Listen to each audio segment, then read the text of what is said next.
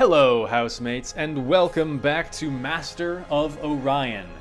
Again, this is the 2016 Early Access new version of the game. Last episode, we talked about the various pre-built races, the 10 base races plus the bonus Terran race that you get for buying the Collector's Edition. Now let's look at creating a custom race. I haven't looked into this yet in this game.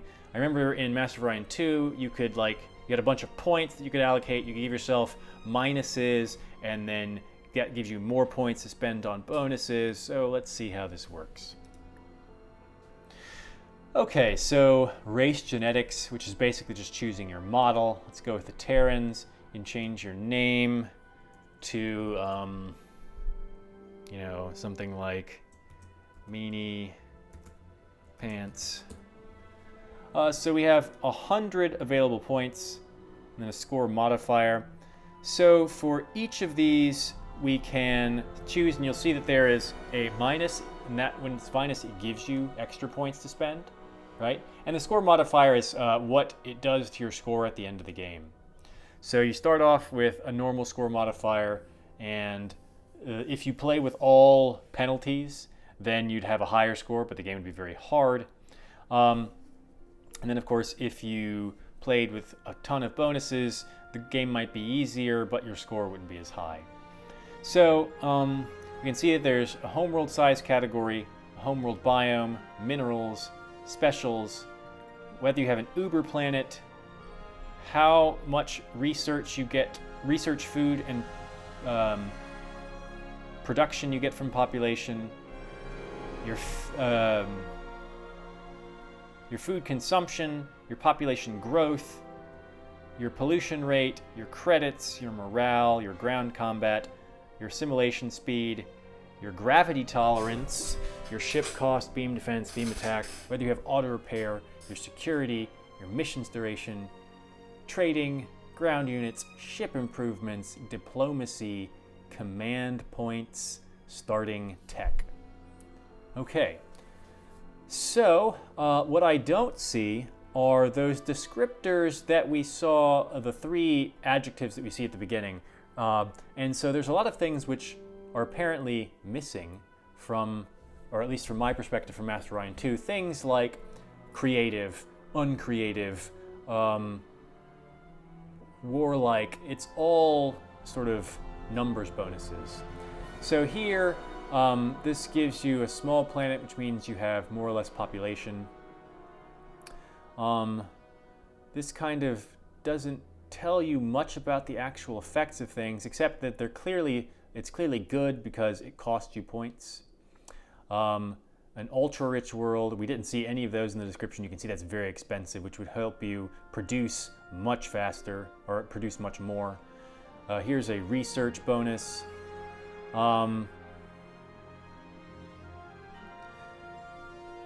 Can transform, so you can, this gives you that sort of transformation ability. That seems like it'd be really interesting. I haven't used it yet.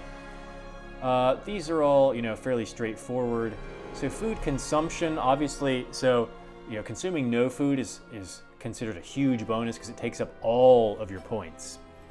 So food from population, this race doesn't generate food. This race population generates less food than normal. Okay. So you can see that there is a population growth modifier, but we didn't see that on the silicoids, even though it said they had an abysmally low birth rate. I wonder if there are some things that weren't displayed in the traits list. I wonder if I just didn't scroll down. I'll have to go back and check. So generating more or less pollution, higher, lower. There's a little typo here. There's a plus minus rather than just a plus. Morale. So you can see there are bonuses which are higher than any that we saw. We saw a 10% bonus with the Meklar. We didn't see this. There's just higher versions of a lot of the bonuses, like a 50% ground combat rating, which is just ridiculous.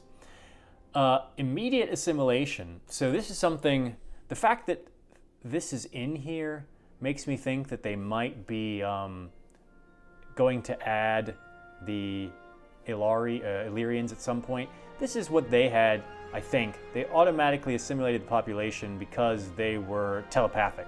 They just like dominated them into assimilating. So this is obviously a big bonus.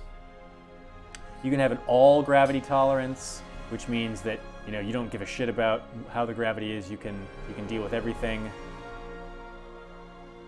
So this makes it seem like not being affected by low gravity doesn't entail that you are affected by high gravity. You're just affected like everyone is. So that's good to know. Beam attack, beam defense, security, missions duration. This doesn't really tell me much about that. Here's the stealth bonus that the Darlocks have.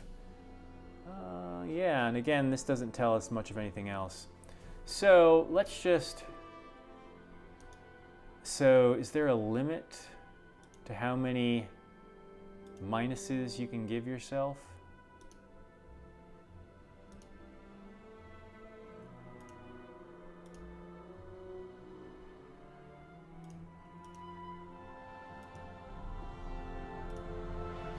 Man, minus 20 morale would be so terrible.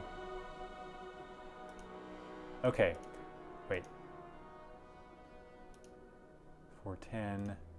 It doesn't look like there's a cap out on how many penalties you can have. Now, obviously, doing this, there's no point in doing this. But you can now get like as many bonuses you want. You can get up to 330 extra points, which obviously I don't think that would work terribly well. But then you could spend these in other categories where you haven't already gotten a minus. So we could pick one of these, pick that, that.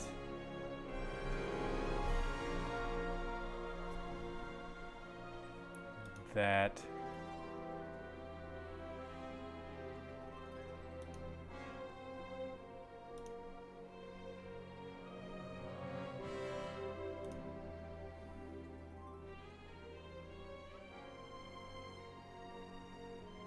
Okay, well, it looks like you can quite easily spend all those points if you really wanted to.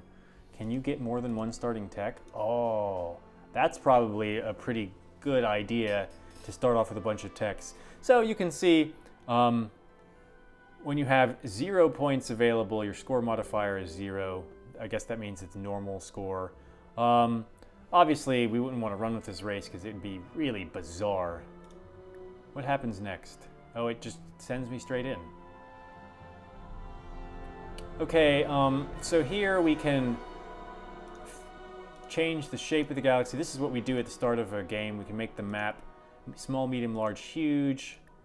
The age of the galaxy tells you whether there are more likely to be mineral-rich planets rather than sort of Terran-type planets. The younger the galaxy is, the more mineral-rich stuff there is. The older it is, the more sort of like habitable type planets. Difficulty level goes, it's fairly straightforward. How many opponents you can have, I don't know what this means. I guess there's like a number of starting galaxy patterns. What are the advanced settings? Research speed, okay, random events, pixel ships, pirates, monsters, minor civilizations, allow racial traits. Balanced starting conditions must mean that there is some sort of formula for determining on the basis of your various characteristics, how, and other people's characteristics, where to start you, with how many good planets, how many shitty planets to start you, etc., etc. Victory types, you can enable various different types of victories. I guess this is a score victory here, excellence. Diplomatic, technological, economic.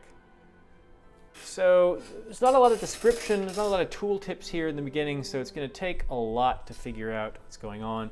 Pixel ships, I imagine, you can do that instead of 3D ships.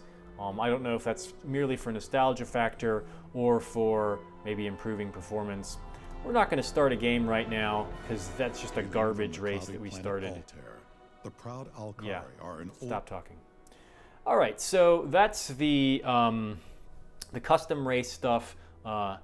It doesn't look as rich as it was in Master of Orion 2, I'm sure you can still make a really interesting custom race that way. But there are some traits that we don't see at all. So, for instance, the creative aspect of the Cylons, which we knew of in Master of Orion 2, and which is given as one of their descriptors in their adjectives, well, it just doesn't show up. I wonder if base races have some types of traits, benefits, and detriments that you can't get at all as a custom race. That would be interesting. So I wonder if there are, so it says that the silicoids are xenophobic, withdrawn, and resilient. That actually meant something in Master of Orion 2. Resilient meant that they could live on the garbage, toxic planets and not care about how awful it was. They could colonize planets that other races simply could not. Xenophobic meant they were terrible at negotiations. They couldn't do it at all. So I'd just have to play and see how that works. So again, thank you for watching. Hopefully you found this informative, enjoyable, and interesting. If you did, please hit a thumbs up button on the video, and if you want to see more, then please subscribe to the channel. If you're not going to do any of those things, then I'm not giving you a ride on my spaceship.